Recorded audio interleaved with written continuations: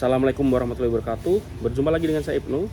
Kita akan membacakan media atau isu monitoring untuk hari Minggu 28 September 2025. Yang pertama terkait isu politik ya, Presiden Prabowo mengingatkan kasus MBG jangan dipolitisasi. Ya, Presiden Prabowo menilai program sebesar 71 triliun MBG untuk tahun ini sudah berjalan dan apabila ada kekurangan ya hal itu harus diperbaiki tanpa harus membatalkan ya program ini. Memang menghentikan program ini sudah banyak suara untuk meminta menghentikan program ini ya, karena ada saat ini tercatat 5.914 penerima manfaat yang terdampak keracunan setelah memakan MBG. Yang paling baru ya, di Bandung Barat sekitar 1.000 siswa dari PAUD sampai SMA mengalami keracunan hingga Bupati Bandung Barat menetapkan status kejadian luar biasa. Ini sambil ada pesawat lewat ya. Ini kita lagi tappingnya di kota Tangerang dekat bandara. Selanjutnya, Mardiono terpilih aklamasi sebagai Ketua Umum P3 2025-2030. Ya, PLT P3 Muhammad Mardiono terpilih secara aklamasi tadi malam ya di Muktamar P3 ke-10. Hal ini diwarnai kericuan dan menyebabkan beberapa kader cedera dan dibawa ke rumah sakit. Selanjutnya, bantahan klaim aklamasi Ketum P3. Ketua Majelis Pertimbangan P3, Roma Hurmuzi atau Romi, membantah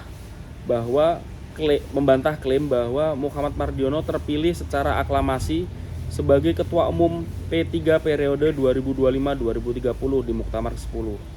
Romi menegaskan bahwa hingga pukul 22.30 sidang Muktamar 10 P3 masih berlangsung, mencakup sidang paripurna, tata tertib dan jadwal serta laporan pertanggungjawaban DPP. Oke.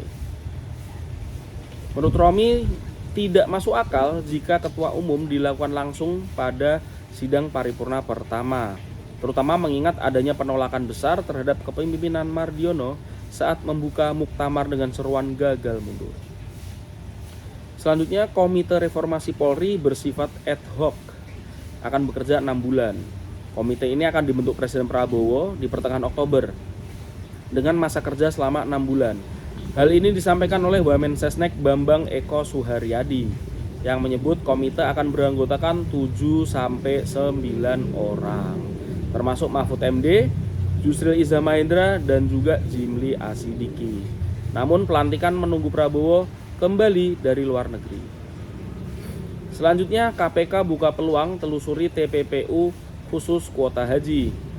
Ya, ini disampaikan ya oleh Asep Guntur Rahayu, PLT Deputi Penindakan dan Eksekusi KPK, menjelaskan penyidik akan menindaklanjuti jika ditemukan aliran dana korupsi yang dialihkan ke aset lainnya. Selanjutnya, drone tempur ANKS buatan Turki tiba di Indonesia. Kepala Staf Angkatan Udara Kasau Marsekal TNI Tony Haryono memastikan drone tempur buatan Turki tersebut telah tiba di Lanut Supadio, Pontianak, Kalimantan Barat pada Jumat kemarin. Menurutnya, drone tersebut berkualitas baik dan kini tengah menjalani uji coba terbang sesuai jadwal pengadaan. Selanjutnya, berita dari DPR RI ya, sekali lagi lewat ini pesawatnya. Ya. Komisi 9 desa evaluasi menyeluruh program MBG. Wakil Ketua Komisi 9 ya Putih Sari mendesak BGN melakukan evaluasi menyeluruh terhadap tata kelola program makan bergizi gratis. Selanjutnya, Firman Subagio minta waspadai sabotase program MBG. Anggota Komisi 4 DPR RI dari fraksi Golkar, Firman Subagio, meminta pemerintah mewaspadai potensi sabotase dalam pelaksanaan program makan bergizi gratis, menyusul maraknya kasus keracunan di sekolah. Ya. Selanjutnya, berita DPD RI ya. DPD RI meluncurkan program Senator Peduli Ketahanan Pangan. Ketua DPD RI Sultan Najamuddin meluncurkan program Senator Peduli Pangan di Desa Talang Aling, Bengkulu Tengah Sabtu. Ini kebetulan ya memang dapilnya dari Ketua DPD ya. Beliau dari Bengkulu. Selanjutnya, berita ekonomi. Pemerintah larang ekspor produk turunan timah dan logam tanah jarang. Ini dilakukan sesuai arahan Presiden Prabowo.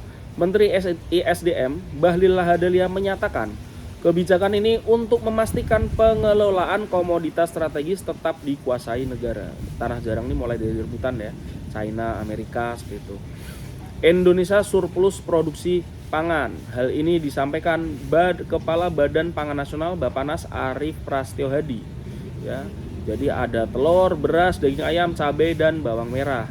Ini bisa menjadi peluang besar mewujudkan visi Presiden Prabowo lumbung pangan dunia. Arah ya Menteri Perumahan ya, data BPS jadi fondasi penyaluran rumah subsidi. Ini disampaikan Menteri Perumahan Kawasan Pemukiman Marwar Sirait yang menegaskan pentingnya data Badan Statistik atau BPS sebagai fondasi penyaluran program rumah bersubsidi. Ia menyebut Kementerian PKP merupakan salah satu pengguna terbesar data BPS. Selanjutnya, Pertamina dan Vivo sepakat kolaborasi pasokan BBM. Pertamina Patraniaga memastikan kerjasama bisnis to bisnis dengan PT Vivo Energy Indonesia ya untuk pemenuhan bahan BBM. Dari 100.000 barel kargo impor yang ditawarkan, Vivo menyerap 40.000 barel untuk kebutuhan konsumen. Mobil operasional MBG di Ketapang diduga disalahgunakan. Sebuah mobil bertuliskan Satuan Pelayanan Pemenuhan Gizi SPPG Kecamatan Sandai, Ketapang, Kalimantan Barat yang seharusnya dipakai untuk distribusi MBG justru digunakan untuk menjual buah di pasar Ketapang. Ada-ada aja ya. Selanjutnya, BMKG ingatkan Purworejo rentan gempa dan tsunami.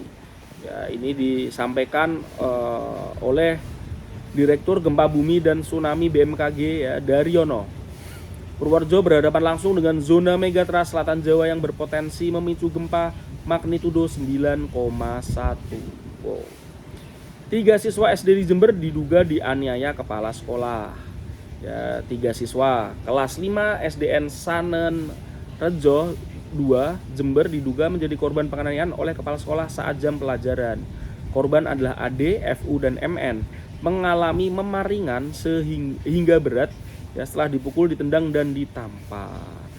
Kepala Dinas Pendidikan Jember Hadi Mulyono menyatakan telah menurunkan tim untuk mengecek langsung ke sekolah dan keluarga korban. Dari berita internasional, Hamas siap lepas pemerintahan Gaza, tapi tegaskan tetap menjadi bagian Palestina. Pejabat senior Hamas, Ghazi Hamad, menyatakan pihaknya tidak lagi memerintah jalur Gaza. Ya, siap tidak memerintah lagi jalur Gaza, namun menegaskan Hamas tetap bagian tak terpisahkan dari rakyat Palestina. Oke. Selanjutnya, PBB peringatkan dampak menghancurkan serangan Israel di Gaza. PBB memperingatkan ya, serangan Israel ke Gaza ini bisa meningkat dengan serangan udara ya, dan ini akan menambah korban dan membuat 16.500 orang terpaksa mengungsi ke utara Gaza. Selanjutnya, Menlu RI desak penghapusan total senjata nuklir di sidang PBB. Ini disampaikan oleh Menlu Sugiono menegaskan senjata nuklir masih sangat menjadi ancaman terbesar bagi umat manusia. Trending media sosial yaitu tentang P3 muktamarnya rusuh ya, itu yang saat ini rame viral videonya. Ya, jadi juga ada lempar-lempar kursi dan kita lihat apakah yang benar-benar terpilih itu Mardiono ataukah ada yang lain, karena kalau klaimnya dari Romi ini Mardiono belum terpilih. Oke, mungkin itu yang bisa kami sampaikan. Assalamualaikum warahmatullahi wabarakatuh.